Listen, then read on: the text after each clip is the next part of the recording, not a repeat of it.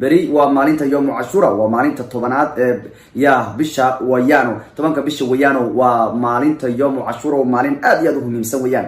النبي صلى الله عليه وسلم ونقول دردارمي إن مالينتها صنّو أو أن وينينو وأن سنة النبي نوعينو ومركب ومالين قاسس كتير يعني كنا في عاو سحور هذا كنت شيء وحويان وهل ساعة بس وقت هربا الله مريا هذا وسحور كنت شوي ده اختبار اللي يدوريني قال كنت كاب ما ضد قار كم ضد باب ما تصومي بقى لكن يدوك وحلولي حفصلوا هيسا إن البريس صوتو مالك وقتين عصونتو مركب يوم عاشور ومالين قاس ويان أنت نصون كله فريالين عاشور ويجري جرتوا وحياة فرل بيهاج جرتيو يا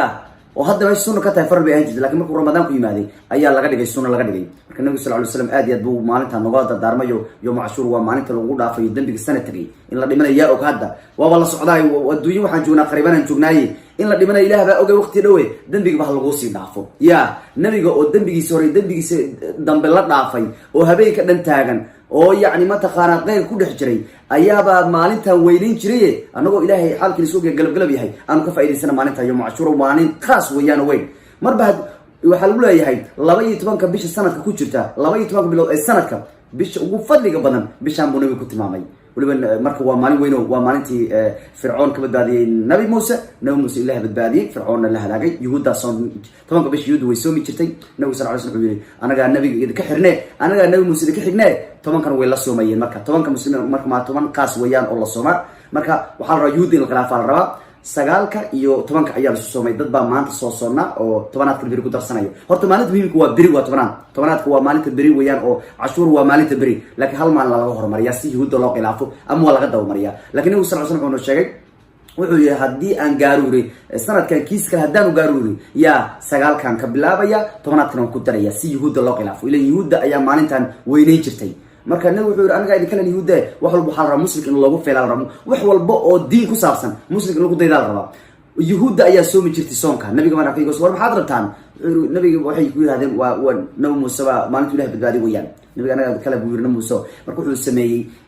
waa yuhuud si loo khilaafo maalin baa soonka laga hormarinaya haddii maanta ku dhaafteen waxaad samayn kartaa 10aadka iyo 11aad baa soomi kartaayo maalin baad ka dawmar kartaa si yuhuud istil aad u khilaafto marka waa maalin qeyr badan lama haysan karo waa maalin muhiim weeyaan marka maalinta banaad ee bari dadkii maanta soomayna sagaalaadku nabigu ma gaarin ilaahay awoodiisa ma gaarin nabigu oo wuxuu yiri haddaan sanadka dambe gaaro ya maalin sagaalaadka ka bilaa ilaa saxaabadu waxay yiraahdeen nabiyow yuhuud ayaa soonta maalinta 10aadka sideen yeelna wuxuu yiri haddaan sanadka dambe gaaro waxa weeyaan sagaalaadkan ka bilaabaya 10aadkan ku daraya marka waa si yuhuud loo khilaafo hadii maantooda awood weysay ama ay ku dhaaftay anigu xataa way dhaaftay runtii maalmaha isku ka yara qaldoomay anu caawan bilaabaya axadna waan ku daraya soo sabti maahan sabtida xadda usoo soomaya istir wali wala khilaafaya yuhuudi mugtahay waa marka waa sanad dambigeeda lagu dhaafaya nabiga baa ka ballamay sunnooyinka nabiga inuu noolay aad u fiican tahay sanadkii waxa ku jira bilooyin khaas ah ku jira oo la cibaadeysto la soo ku jira bilaha anagu dhalinyarada ahaan aad iyo aad baynu ugu miisayno maxaa yeelay waxa weeyaan wax badan ba ilaahay ka rajeynayna ilaahay baa noo xaaladna ugu kala furaya allihii weynaa ee mataqaana yani mataqaana kor noo qaaday hoos noo dhigay guulana gaarsiin nolosha ah ayaan ugu dhawaanayna marka dhalinyaradu khaasatan aad baan ugu dardaarmay arkayo maalmaha aad baa loo gadgaaday cashuur marka maalinta bari weeyaan haddaad maanta soomin saddex xad baad soomaysaa haddaad maanta soomtana beriyaad ku darsanaysaa waa ka marka waxyaabaha waa fariimaha muhiimka lagama tigi karo waa anagu dhan waxaan nahay dad diin ku socdo baan nahay ma ka tigi karna marka waa diintu nafteena iyo nolosheena iyo dunideena iyo aakhiradeena ayay ku jirtaa